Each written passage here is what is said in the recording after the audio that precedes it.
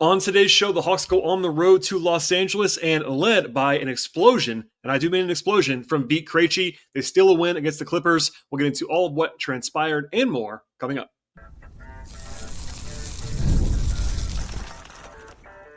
You are Locked On Hawks, your daily Atlanta Hawks podcast. Part of the Locked On Podcast Network. Your team every day. Hello, friends. Welcome to episode 2099 of the Locked On Hawks podcast, part of the Locked On Podcast Network, now the #1 sports podcast network. I am your host, Brad Rowland, coming to you very deep into the night here into a Tuesday morning. And today's podcast is brought to you by the folks at Game Time. Download the Game Time app, create an account, and use code LOCKEDONNBA for $20 off your first purchase. Terms apply.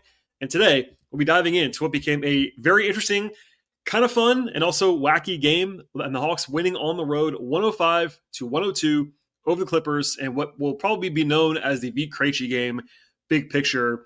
As a caveat, a little bit of a PSA, if I start to break down live on the air, it's post 2 a.m. as I'm starting to record this podcast, because it was a late start, one of the only 2 games this year that start at 10:30 or later for the Hawks. But this one kept us all awake. I'm pretty sure I can speak for everybody who's watching it. It was pretty fun to dive into. Twists, turns, positives, negatives. It was not a spotless performance at all. The Clippers are a flawed team, but still, any win on a West Coast trip is a good win, especially when it comes in kind of heroic fashion when you're down by 17 points. And the Hawks were down by 17 points in the first half of this game. Vit is certainly the lead story for anyone who watched this one. But the Hawks had a healthier roster in this game. Jalen Johnson, Porzingis, Kennard, all back in action. They did play without Nickeil Alexander-Walker for the second straight game. Hopefully he'll be back soon. But they were down by 17 points in the first half. It was pretty ugly on offense, to be candid with you, in the first quarter plus. But they clawed back. Vit had an explosion in the second quarter to kind of help them trim the margin down. They started to rebound, which was very important. And then they tried to give it away, honestly. In the final minute of this game, the Hawks were in control, seemingly, and then they really made 3 different mistakes in the final minute, but still managed to hold on, exhale, escape, and get back to 6-5 on the season with this victory. So coming in the night, I would note a few things. The Clippers are struggling pretty badly at this point. This is supposed to be the hardest game on this road trip on paper, but the Clippers are now 3-7 after this loss. They are scuffling badly. They look to be very old. I was wrong about them coming into the season. I think they look to be a very deep team, but they look to be now kind of a creaky team. But still, they have talent. They have James Harden. They have Zubac. They have guys who can beat you, for example. But it was overall, to me, the Hawks played, a mixed bag of a game, but they were underdogs in this game still. According to our friends at FanDuel, the Hawks were 4.5-point underdogs. That made sense to me, given the state of affairs on both sides. No Kawhi for the Clippers, which certainly, I would say no Kawhi kind of cancels out no Trey on the spectrum of things. And then LA was, probably just as healthy. Bradley Beal was out, but I think Nickeil Alexander-Walker is better than Bradley Beal at this point in time. So mostly a level stakes road game for Atlanta. But after they dug the big hole, they played very well for the final, 2.5 quarters of this one, all the way until the final minute. I want to lead with the defense. Obviously, Vit is the big story on offense, and we'll talk about him much more later on in the podcast. But he had, as a spoiler alert, 28 points on 14 shooting possessions, a career high for Vit. He was masterful as a shooter in this game, but the Hawks were better on defense than they were on offense in this game by a pretty wide margin, I would say. They allowed about 1.1 points per possession in this game. Not uber elite, but certainly quite solid. LA came in with some major ball security issues this season. They actually been bottom 5 in the league in turnover rate. The Hawks did not really take advantage of that too much, only forced 12 giveaways in this game, but they did a really good job contesting shots. The Clippers only shot 44% from the field and 12 of 38 from 3 in this game. Lots of good contests from the Hawks. And more importantly than that, even, I would say, the Hawks, as I've been saying a lot, if you're a new listener to the podcast, I've been banging this drum basically the entire season so far. The Hawks have done a very poor job on the defensive glass this year. And in the first quarter plus of this one, it was shades of that. Atlanta has been a bottom 5 rebounding team on the defensive end of the floor this season. And early on, they were giving up a lot of stuff on the second chance market. But from that point forward, it was a problem early, but they really buttoned it up and actually had one of their better overall defensive rebounding games of the season by the numbers, and crucially allowed only 2 offensive rebounds the entire second half of this game. And I would say, not surprisingly, the Hawks were able to play better when they were actually able to close possessions on the defensive glass.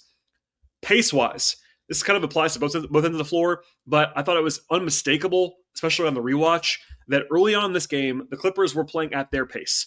LA plays a very slow, deliberate pace. Number one, they are an old team. Number two, they are a James Harden team who likes to walk the ball at the floor. Coming into the night, LA was quite literally dead last in the league in pace. The Hawks like to play fast.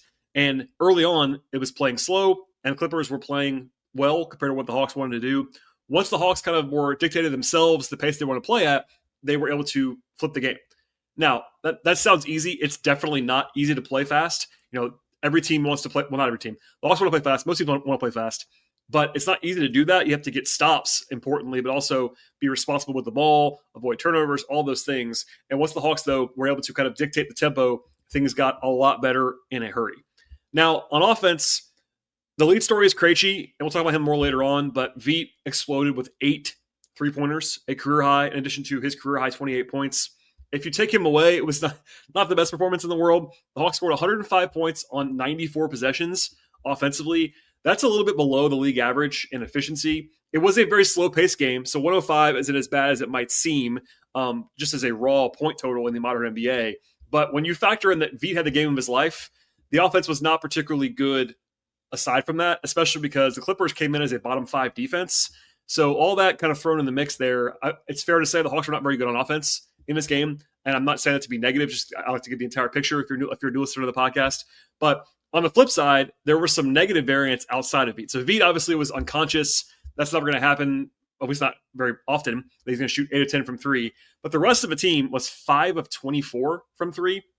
So there's probably some negative variants outside of Vit. Like, for example, Ricochet was 2 of 6. That was fine. But, 1 of 5 for Porzingis, 0 of 3 for Jalen, 0 of 3 for Okongwu. Like, they didn't really shoot the ball well from 3-point range in this game. It's not only that, but they did a good job taking care of the ball for the most part. 12 turnovers in the whole game. That's very good, I would say. They did share the ball well. They had 30 assists. Dyson's got a really good job with that. Dyson's scoring and shooting have not been that impactful, but as a playmaker, it's always kind of been pretty solid for Dyson in the last couple of games without Trey. I do think there are some concerns about the offense. If you're tuning in to just get a rowdy, pom-poms out kind of response, you found the wrong podcast.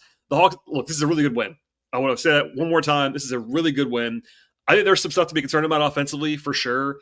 Like particularly in the half court, it was pretty rough both by the eye test and the numbers in this game. But they did a good job, I would say, crediting them able to take advantage of the Clippers' major defensive issue, which is transition. They are basically the worst team in the league getting back are the Clippers. They are old. They are not able to change ends. They're not very athletic, for example. And that was on display here. The Hawks had 20 fast break points, and if you look at the possession numbers, they were actually even better than that on a some of those semi-transition opportunities where it's not quite fast breaks, but kind of playing faster. The Hawks were able to kind of push the tempo down their throats at times to avoid some of the uglier half-court offensive opportunities. So this is kind of the blueprint for the Hawks. And this is not breaking news, but if you've been following the last week plus now since Trey's been out, and really overall in the non-Trey minutes when he is playing, the blueprint for the Hawks to be effective in these minutes and with this current personnel is to defend and to run and then pray your half-court offense is just not awful. And that's basically what happened in this game. They got an outlier shooting performance from Vit, but they were able to run and defend, and they won a close game. That is kind of exactly the blueprint for right now for the Hawks. It's a good win, and they get out of there with a successful evening to begin a 4-game trip. And look, I gave this note earlier in the week and in the last week. On paper, the opponents on the schedule for about 3 weeks now are not that difficult. Now, there's some tough schedule spots for sure, like a back-to-back coming up later on this week with travel from Sacramento to Utah. Like, those teams are not very good, but that travel spot's bad. But hey, this was the tough game. This is the one time, at least coming into the season, the one game on the schedule on this West Coast trip against a pretty good team. And the Clippers may not be a good team, but still, this is a good road win. Like, nothing should be taken for granted on the road in the NBA ever. The Hawks were underdogs, and to go out and to also erase a big deficit, almost give it away late and still hold on. A great vibes night for the Hawks, to be sure. And by the way, as a little bit of a sprinkle at the end, the Pelicans lost again. And I'll probably say this for later on in the week maybe, but the Pelicans are now 2-8. And as a refresher, if you have not followed this closely, the Pelicans owe their unprotected first-round pick to Atlanta. And the Pelicans are, again, 2-8 on the season. That's exactly where where the Hawks want them to be at this point. I know where Hawks fans want them to be. That's a separate story, but certainly a double whammy here. Pelicans loss and a good Hawks win.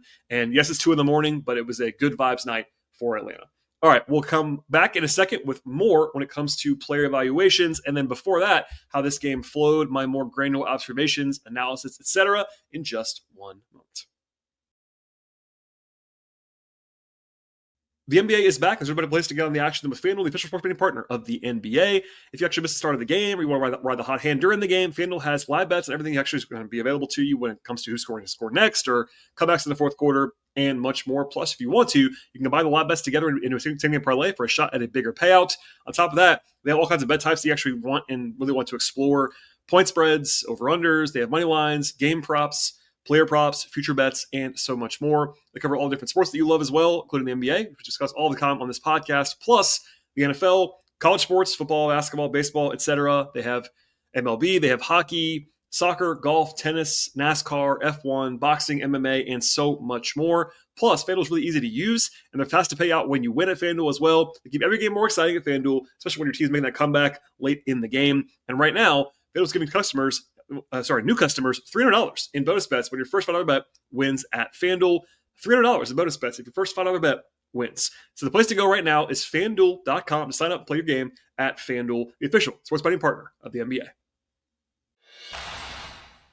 If you're still overpaying for wireless, it's time to say yes to saying no. At Mint Mobile, their favorite word is no. No contracts, no monthly bills, no overages, no hidden fees, and no BS. So you can say yes to making the switch. You get premium wireless for just $15 per month. At Mint Mobile, they make it simple for you.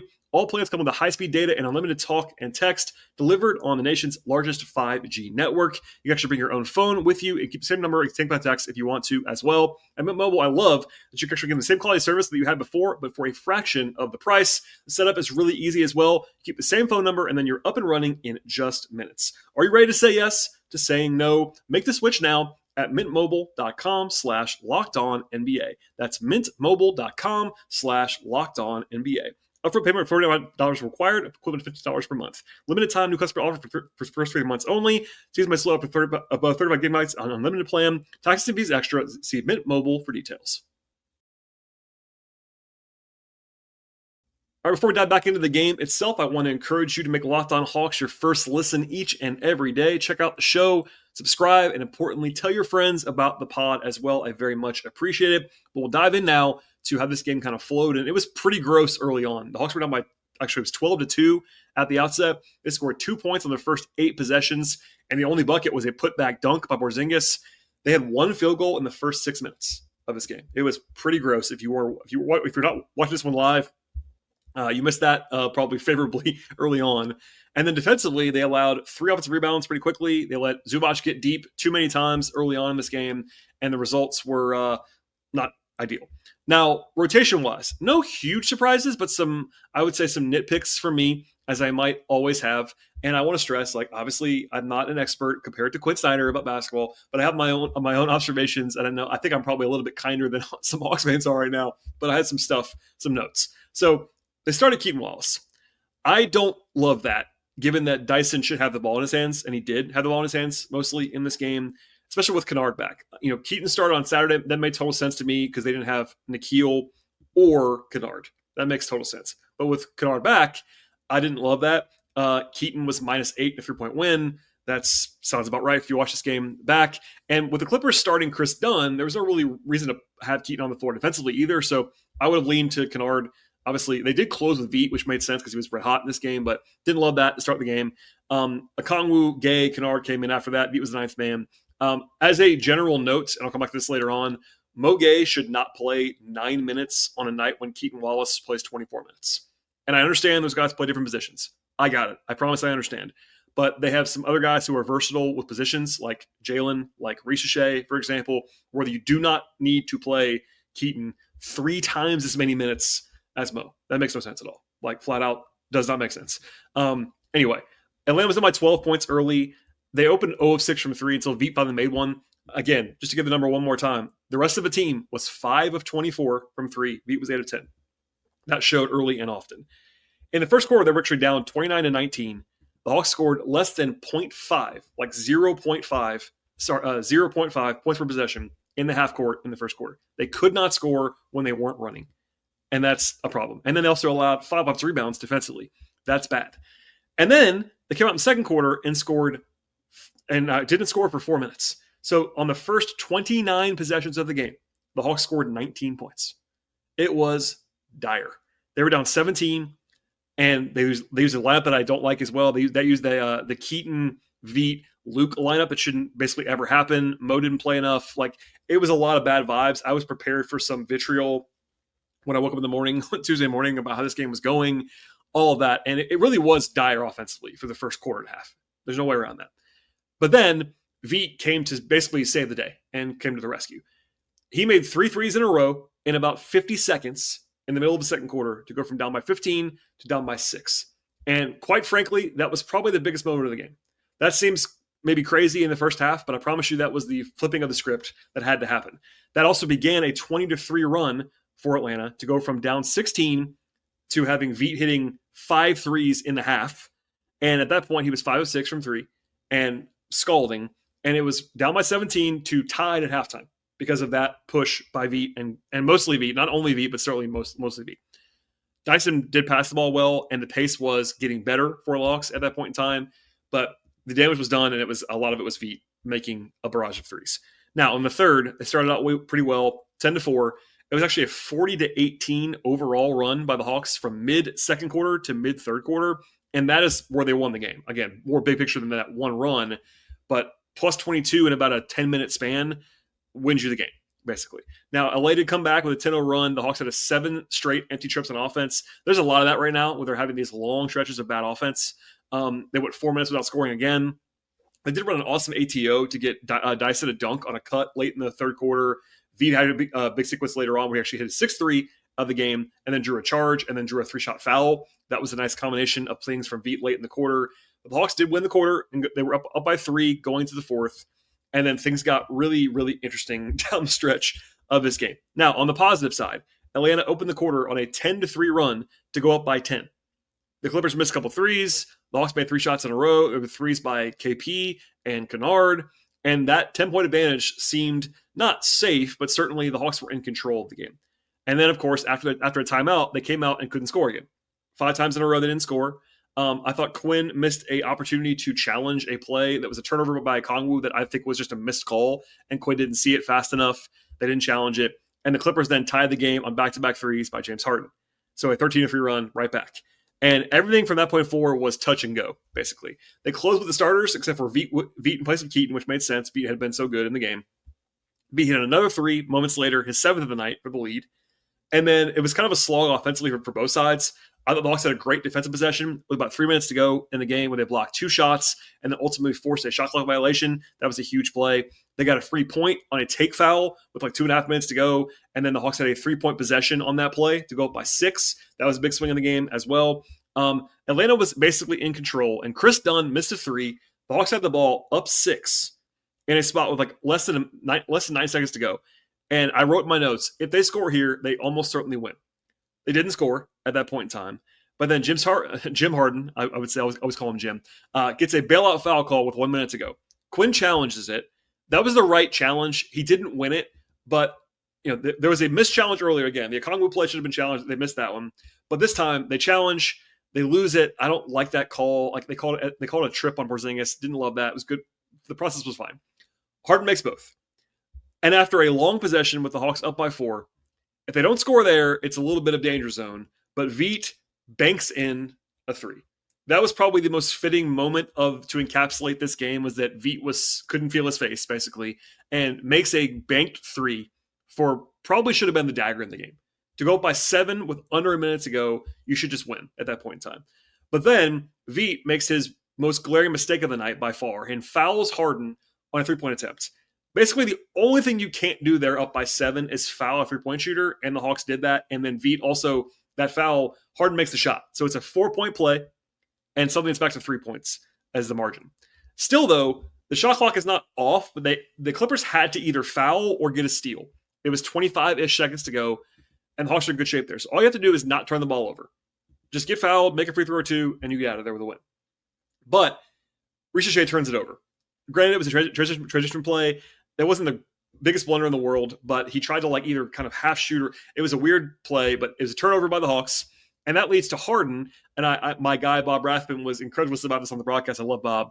Harden pulls up from like 30 feet with like 13 seconds to go. Weird play by Harden. He almost makes it. It goes in and out. That would have been for the tie. It would have been just this crazy swing towards the Clippers. But he misses it. Hawks get the rebound, and they should win at that point in time. But Ricochet gets the ball, and Zach gets fouled and misses both free throws. Now, this became a discussion point after the game. Ricochet had a bad final 35 seconds of the game. No question about that. Turnover, 2 missed free throws. I would argue, and maybe I'm being too kind to Zach, I would argue that he needs to be playing, basically what happened was people were rushing to say this is why he doesn't close games. I get that response. He was bad at the end of the game. But I would like to see him close games because he's going to have to just learn, like get some reps closing games. He's a 20-year-old kid. Yes, it was bad at the end, but like I want him to play more and more and more at the end of games, not less. And it was rough, to be sure, but they won the game anyway. That did allow the Clippers, though, to have the ball with a chance to tie down 3. But this time, after Vit had just fouled Harden in brutal fashion previously, Vit goes again for a contest, and this time manages to strip Nick Batum to basically end the game. And Mo Gay on the floor defensively, which made a lot of sense. Mo didn't play enough in this game, but he played at the end. Scrambles, gets the ball, and that's the end of the game. So kind of a risky play by Vit if that's a foul and it's three shots for the tie, Vit goes from unquestioned hero to potential GOAT in this game. But this time he makes the play, and they get out of there with a win. So that's the short version. I could go on and on about the end of the game. There was so many things that happened in this spot. The Hawks should have just easily won after the Vit banked in 3, and it got a lot more dicey than it should have been. But I'm glad, even as an objective observer, I'm glad the Hawks won this game. They were the better team. They were the better team in this game, and it got crazy. This is, by the way, a crazy day in the entire NBA. Like basically every single game, other than the Pelicans, which is funny, was competitive and like wild. Like the Heat won on a walk-off alley-oop. The Pistons won with Cade shooting like 50 times. The Magic won on a walk-off jumper by Desmond Bane. All kinds of craziness. The Bucks won by 2. Wild day in the NBA. This is almost a wild game as well. I guess it kind of was because Vit went so crazy. But the Hawks were the right team that won this game. They were the better team in this game, and they won it despite the late theatrics, we'll call them, at the end of the game. All right, more to come in a second when it comes to player-by-player evaluations and more in just one moment. Basketball is here. Nothing beats being in the arena for those opening games, really any game of the season. Let's be real, though. Buying tickets can be a real headache sometimes between waiting in queues, surprise fees, the price they jump up right before you actually check out. It's frustrating sometimes when all you want to do is cheer on your favorite team in person, but that is where Game Time comes in. It's the app that gives your fans the advantage in buying tickets. It's the ultimate life hack as well for scoring amazing NBA tickets fast, easy, and stress-free. I used Game Time recently to help a family friend look for seats, and it could not have been any simpler. I found great seats for them in minutes at a great value as well. I get to actually love that what you see is what you pay with no hidden fees at checkout. Plus, you can actually see exactly what the view's going to be inside the arena or the stadium, etc. before you buy the tickets with their in-app seat view feature. They also have zone deals. They're an absolute game changer for you. You pick the section, they pick the tickets for you at Game Time, and you save big money. You can find NBA tickets for less than $25. What a great deal that is. Take the guesswork out of buying NBA tickets right now and focus at Game Time. Download the Game Time app, create an account, and use code LOCKEDONNBA for $20 off your first purchase. Terms apply. That code is LOCKEDONNBA. That's LOCKEDONNBA for $20 off. Swipe, tap, ticket, go.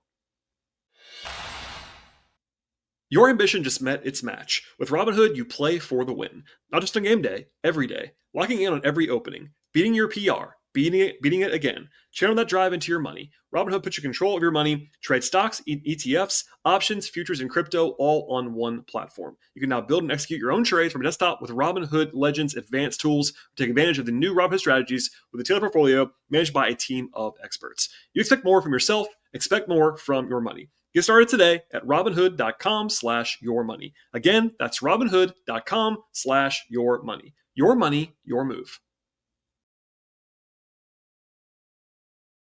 All right, so we'll dive in now to the player-by-player evaluations, and I will go actually with Vit Krejci first. Often I will save the standout player for last, but Vit came off the bench and had 28 points in 30 minutes. It was literally the Vit Krejci game. Career high in scoring, 28 points. Previous number was 20, so he shattered that.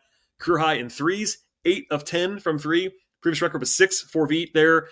3 rebounds, 2 assists, no turnovers, plus 18 in a 3-point win. So the Hawks were minus 15 with Vit off the court and plus 18 with Vit on the court. That speaks for itself. Obviously, he's not going to shoot like this all the time, but I do like, and I've been saying this for a long time, Vit has been very, very aggressive hunting threes. And the Hawks do need that on this roster. Their best shooter is Luke Kennard, not known for hunting threes. Vit will let it fly. And some of the upside is if you make them all, then you can win a game, basically, because of it. So Vit was awesome in this game. Defensively, Vit is not the best, for sure. We saw that error late in the game. I'm not even talking about that, really, but he gets beat sometimes. He is not very strong, for example. He's a flawed player, but his shooting does bring some real vibes. The assists, the passing that he also has is very, very useful as far as playmaking is concerned. And Vit was certainly the star of this game. Everyone knows that. It's rare that a bench player for the Hawks can grab national headlines, but people waking up to this one. Also, this is the only game at 10:30, so it was like a lot of eyeballs on Vit Krejci and the Hawks, and it was the Vit Krejci game for sure. Shouts to Vit. Elsewhere, Mo Gay played 9 minutes. Now, I am not as mad about this as others maybe are. I generally have been saying for a while that it's going to be hard to play Mo a lot of minutes because, for better or worse, they do have 3 guys that they are very, very invested in ahead of Mo on the depth chart, and that is Jalen, Onyeka, and Porzingis. Now, I also think, as I said earlier in the podcast, Mo should have played more than this. I don't think there's a pathway to have Mo play 30 minutes a night when everybody's healthy. That doesn't exist, in my opinion. But 9 minutes is just not enough. They should have taken 10 of the Keaton minutes and given them to Vit, given them to Mo. And I get, again, not the same position. I understand that, but you can play bigger. You don't need necessarily, especially when Keaton's not really handling the ball anyway. Regardless, Mo played fine in his minutes. 2 points, 3 rebounds, 2 assists, a steal, a turnover, 3 fouls. He had some foul trouble early. There will be nights like this when Mo doesn't play as much, but I thought this was too extreme. He should have played more, and I thought he played well when he was out there. Luke Kennard comes back after his 2-game illness absence, 7 points, 4 rebounds, 2 assists, and a turnover. The one turnover was really bad, actually, from Luke, but he didn't shoot it great. He was 2 of 6 on twos, 1 of 3 from 3. I thought he was fine otherwise.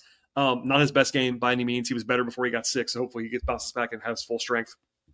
I thought that was maybe why, if I give some credit, maybe why he didn't start was because he had not played and not really. The Hawks did not have a practice between the game on Saturday and the game on Monday either. So Luke had been out for like 4 days with no practice time or anything like that. I'm not sure that was the reason why, but he was fine. Okongwu, 10 points, 6 rebounds, 3 assists, plus 15 in a 3-point win. 0-3 from 3, but was 4 of 7 on twos. Kind of a weird start to the game for Onyeka, but he was pretty good after that. I thought he played well, generally speaking. To the starters, Keaton Wallace, 5 points, 3 fouls, 4 rebounds, an assist, -8. Keaton only took 3 shots. I don't think Keaton was like bad, but I thought he played too much. Just to say that out loud. Dyson, 39 minutes, easily the most by any Hawk this season in a game.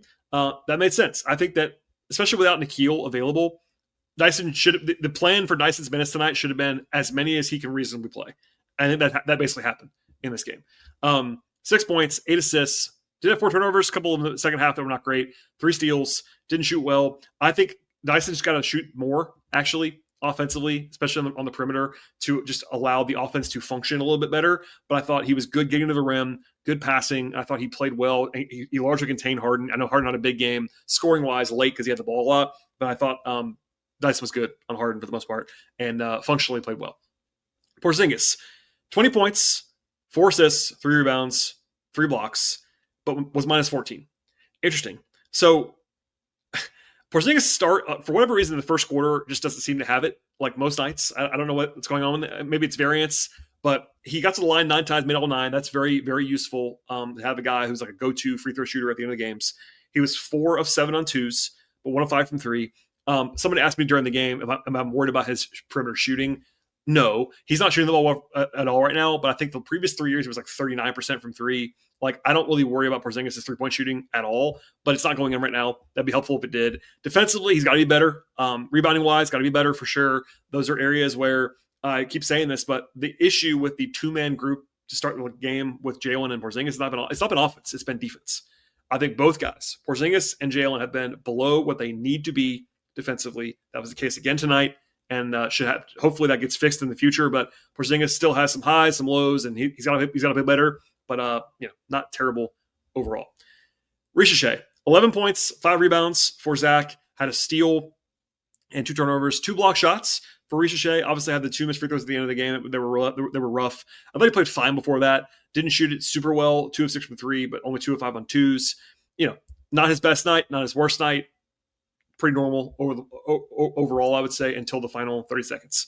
Jalen Johnson, 16 points, 10 rebounds, 8 assists, a steal and a block, plus 3. I thought Jalen's defensive stuff was kind of rough at times in this game. It was better late than early.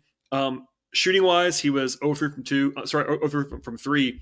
Jalen is now 3-point shooting wise having his worst stretch in a good while. He's only taken 23 threes in 9 games. That's not enough, but he's also 5 of 23. So that's gonna have to go in. I saw some national folks who were watching maybe for the first time in a while say, Jalen Johnson gets a jump shot. I get it. He took a couple bad 2s, I thought, as well, a couple long 2s that were not my favorite shots in the world. But still, the upside is clearly there. The grab and go stuff, the passing, the flash is really good. I don't think he was as good as the 16, 10, and 8 probably tells you, but certainly did a lot of good stuff for the Hawks in this game. Now, before I sign off the podcast, one quick note here. I wish it was not quick. I wish I didn't have to do this note. But Lenny Wilkens, Hawks legend, passed away on Sunday at the age of 88. He's a very rare 3-time inductee to the Basketball Hall of Fame, coached more NBA games than anybody in history, and an actual Hawks legend as a player and a coach. He broke the all-time wins record when he was a coach of the Hawks in 95. Doesn't have that anymore. I think he's number 3 all-time now, but he won Coach of the Year with the Hawks. He coached 2 Hawks teams that were 56 wins or more, some pretty great teams there. And honestly, given my age, he's the first Hawks coach that I remember vividly. He took over the team when I was 7 years old, made the playoffs 6 seasons in a row with the Hawks. And beyond the basketball stuff, by all accounts, was an absolute legend. I never covered Lenny. I was too young for that. But the Hawks put out a statement that I wanted to read for you about Lenny Wilkens' impact because it definitely speaks to his overarching impact on the basketball world. Quote, "We want to send our condolences to the family and friends of the great Lenny Wilkens. Beyond his excellence as a player and a coach, he was an innovator, a trailblazer, a winner, and a leader not just in Atlanta, but every community in which he played and coached. In addition to his numerous achievements, Lenny always carried himself with a calm dignity and undeniable class and grace. He leaves a tremendous legacy throughout the NBA, within our franchise, and in our city." End quote. That's a good encapsulation. Never heard a bad word about Lenny Wilkens, a legend, legitimately. And unfortunately, obviously, lived a heck of a life. So shouts to him. And we will leave it there for now.